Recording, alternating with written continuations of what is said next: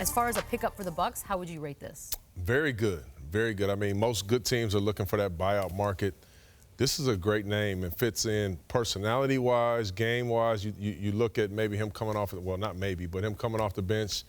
An insurance policy, if you will, for Brook Lopez. Yeah. I mean, his skill set is still very high. He's a champion. They don't have a champion on their roster. Bringing that kind of professional into the locker room will be a big deal. Do you think there will be people across the league that say, Pop looked out for his guy Bud right here? How dare you? He didn't really play Pau the entire year. Now all of a sudden he gets bought out to a contract that I was surprised that the Spurs actually gave him. A lot of people were, yeah. Right, but great for Pau to get a chance to play for the best team in the league. But I agree with Mr. Big Shot. First off, when you had a Greek Freak, he basically plays 5 positions.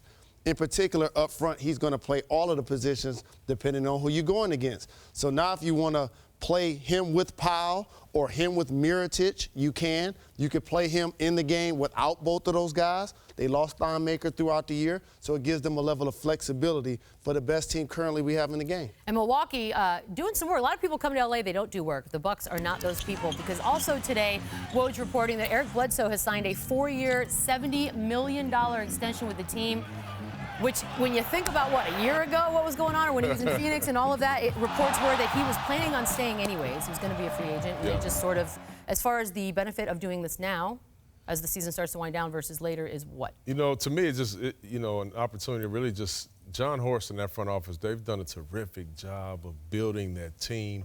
You know, giving Eric Bledsoe, who, in my opinion, is the second most important player on their roster. All right. Facts. That's big.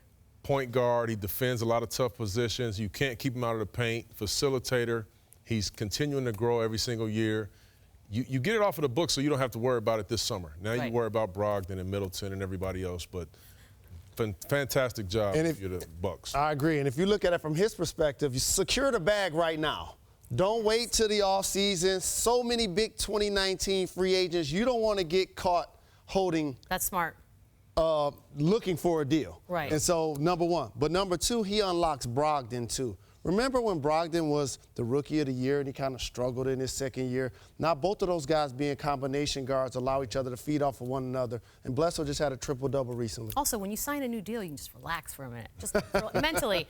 When do you think he wins his first MVP? There's a chance it can happen this season. I think he and James Harden are going to jockey for position as the season progresses.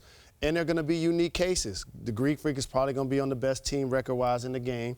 He's going to lead them in multiple statistical categories. You talked about his level of improvement, and you can factor in his defense, which is going to be remarkably better than James Harden. So it's going to be fascinating to see which one of those guys play well these last 20 or so games to get it done. Yeah, I agree. To me, it's a 1A and 1B situation for MVP. But that last stat that we showed, the three-point shooting, is really, really impressive. I mean, you usually see guys go to the lab in the summertime and come back and improve at 3 or 4 percentage points. This dude is 40% from 3 in February, 31, 22. It continues to go down. He's getting better every single month. That's just a testament to the hard work that this dude puts in every single day. He wants to be great, and my favorite part about him is his competitiveness.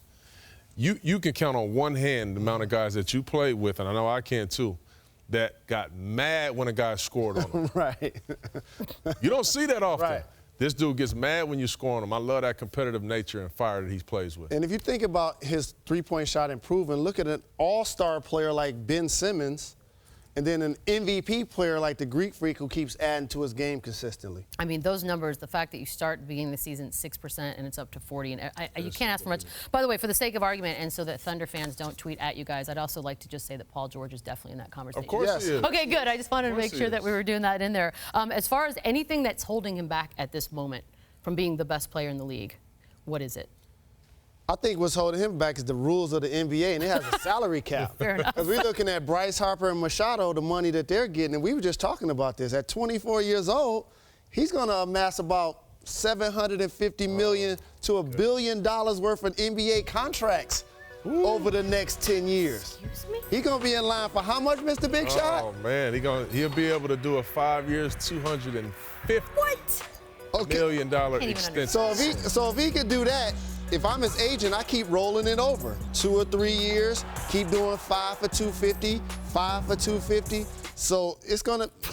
This guy is about to be a game changer. But the good thing that I love, the major thing that I love about him is he just loves to play basketball. You know, there's a lot of people in our league, and I'm just being honest, they don't really love basketball. Right. They're not passionate. They're just gifted.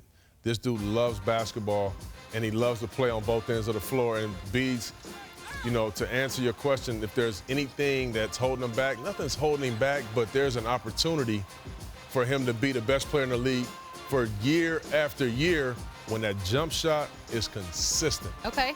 Night in and night out. When that happens, lights out. It feels like it's going to head in the right direction. Absolutely. And my favorite aspect is, like, so many times people use the terms able to play 5 positions because Magic Johnson jumped center as a rookie, won the championship, but he didn't necessarily play 5 positions throughout his career. LeBron James can play 4 sometimes, but not all 5.